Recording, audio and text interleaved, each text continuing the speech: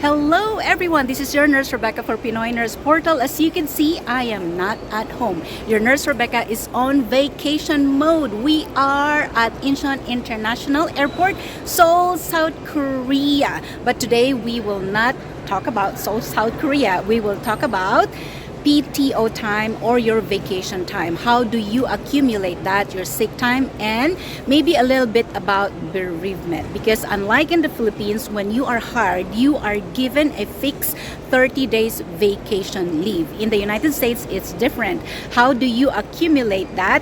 That and more in this episode of Pinoy Nurse Portal. So if you're interested, please stick around. Okay, so apologies if it's a little noisy over here because we are at the airport, okay? So let's talk about sick time, vacation time, bereavement, and sometimes the barriers of not getting your vacation leave. Like I said in my intro, in the Philippines, you are given 30 days fixed vacation once you are hired. But in the United States, you accumulate your vacation time per pay period. When I was starting, if you are new, you will accumulate lesser hours for vacation time, okay? But the longer you stay in a company, the more vacation time hours you accumulate. When I started with my current employer right now, I was only accumulating 4 hours per pay period. So what is pay period, Nurse Rebecca? Every pay period is equivalent to 72 hours or 2 weeks. That's when you accumulate 4 hours of vacation time. Now, take note that not all employers are the same. There are hospitals or employers that will give you more, and those are usually the government hospitals. I have friends who are making 12 hours every pay period, which is 72 hours, okay? And which hospital is that? That is my goal hospital. I am not there yet because it requires a different criteria or qualification, okay? You have to be an American citizen to work in this company that I'm talking about, which is my new goal. I don't have a nursing goal for the longest time, but last year, actually this year, at the first quarter of this year, I met some people who made me realize, like, wait a minute, I became a stagnant nurse. So now I need a new goal for me to work on, and the goal is to work in this company that I'm talking about. This company is currently paying their employees 80 hours per pay period, even if you've only worked 76 hours, and you are accumulating 12 hours of PTO or vacation time per pay period. That's really nice. That's something that I should work on, okay? But first of all, I have to be an American citizen. FYI, I failed my American citizen interview because I went there not prepared, so don't do that, okay? Your nurse Rebecca is not a good example, okay? But I am given a second chance to take the civic test. Not because I don't know, but because I did not review. It's something that's really easy now. It's on YouTube, the 100 civic test for citizenship. Okay, na-segue na tayo. Well, anyway, I just want to share to you guys that, you know, life is not perfect and life sucks sometimes. Not because it is bad, but because of you, okay? Life sucks sometimes because of your own fault. So it's my fault. I did not pass the civic test. So who am I supposed to blame? Nobody but myself. Okay, now let's go back to our main topic. Now next, every pay period, you are not only accumulating your vacation time, you are also accumulating sick time hours. And usually sick time hours are lesser than your vacation time, okay? In my current employment right now, I think I am only making 4 hours per pay period for my sick time, all right? So wherever you go, your sick time will be lesser than the vacation time hours, and you accumulate that every pay period. So let's say you work overtime in a pay period. Let's say you are only required to work 76 hours per pay period, but you work more than that, let's say 96 hours. Will you accumulate more vacation time and sick time? The answer is yes, but then again, check that with your current employer, okay?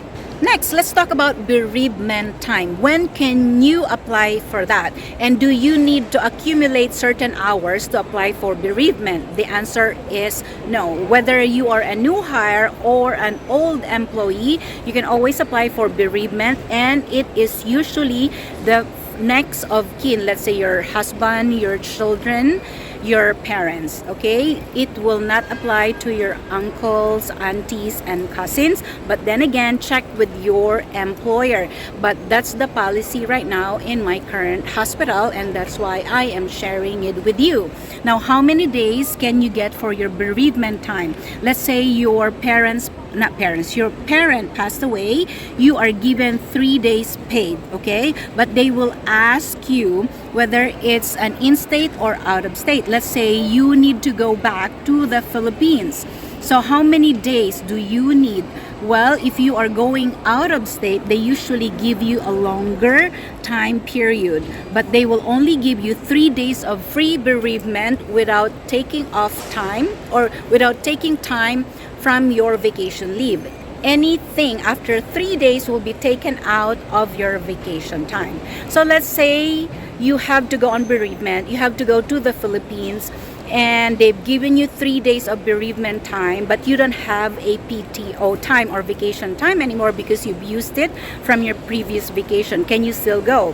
The answer is yes, but then you will not get paid. So if that's okay with you, you can still go, but you will not be paid. That's why it's important to have extra money savings. That way, even if you go on vacation for something emergency like that, you still have money to sustain your life, to pay your bills, okay? Next, let's talk about going on vacation or emergency vacation or emergency time, and you are a new hire. So let's say you've only been hired for 2 months and you don't have enough vacation time yet and you have an emergency. Can you go on vacation for that emergency? The answer is yes, depending on the emergency that you need to go to. But then again, you have to consider that you will not be paid on that vacation time, okay? So let's say, for example, you got sick. Whether you're a new hire or an old employee and you got sick and your sick time is only 30 days and you finished off all the 30 days, what can you do after that? This is something cool that you can do, or they do in every hospital that I've been to. You can ask your friends or colleagues to donate PTO time to you. They can do that if you are good with them. That's why it's really important to develop good working relationship with your colleague. That way, when you are in a situation like that, they can always donate their PTO or sick time. I don't think you can donate sick time, but you can donate your vacation hours to a colleague. It happened to me several times. I'm not the receiving end, I am the giving end. I've given PTO hours to 2 of my colleagues in the past. The other one needed to undergo surgery for his liver. The other one, I don't know what happened to her, but she is a CNA, and I have to give away some PTO hours to her. Okay, they can do that. If you are nice to your colleague, they will likely do that. You can always ask them, okay? So let's say nobody wants to donate their PTO hours or vacation hours to you and you need it. Well, you can always apply for FMLA. FMLA will not give you extra vacation paid time, but it will protect your job. Let's say you've been sick for 30 days. You have to apply for FMLA. FMLA stands for this one over here, and you have to go to your HR. You have to talk to your manager or your supervisor about this for your FMLA to be approved, and you will need a doctor's note for you to apply for FMLA. Okay, you will not be paid if you finished off all your sick time and vacation time. But what an FMLA will do is it will protect your job. Next, let's talk about how to apply for vacation time. In my company, not my company, in the company where I work right now, you have to apply for your vacation time 6 months ahead of time. Let's say you want to go on vacation in June, you have to be certain that you really want to go on vacation in June, which means you have to apply that in December for you to get approved a vacation in June, okay? And it's a first come, first serve basis. And there is also seniority. Let's say a newbie applied for vacation and an older employee also applied for vacation. I don't know how it works in your company, but there is seniority in different companies. And it's a first come, first serve basis. That's why interpersonal relationship at work is really important. You can negotiate with your colleague. Let's say two of you wants to go on vacation in December or January or whatever month that is. It's important that you are not going together, especially if you are understaffed. Okay? And lastly, since I'm already in Seoul, South Korea, I am not here as a tourist. We have a 16-hour layover, and I am a green card holder slash brown passport holder. My husband and my kids are already US citizens, so they don't have a problem coming here. But for me, I did not have to apply for a visa to get out of the airport. You just have to tell them I am a green card holder and a Filipino passport holder. They will do something in your passport, and you have to show your boarding ticket for your final destination, which is in my case the Philippines, and they let me get out of the airport. Now after that, you have to come back. You have to go over the TSA thing again. Okay, so a little tip: if you're in Korea, they have a really cool train system. They have the all-stop train and the non-stop train from Incheon International Airport to Seoul. We took the ARAX, which is the non-stop. I think $47 for 5 people, and it only took us 54 minutes one way. That is really cool. They have different schedules, and they come, I think, every 30 minutes.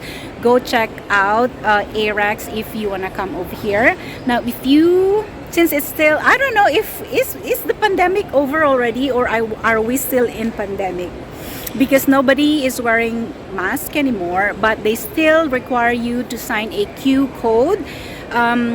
Someone will help you to do that. When you come over here, you will have to fill out a yellow form, which is a Q code, and you also have to fill out the declaration form or something. So 2 forms for you to be able to get out of the airport and visit South Korea. You don't need a visa if you have a layover to get out of the airport, okay?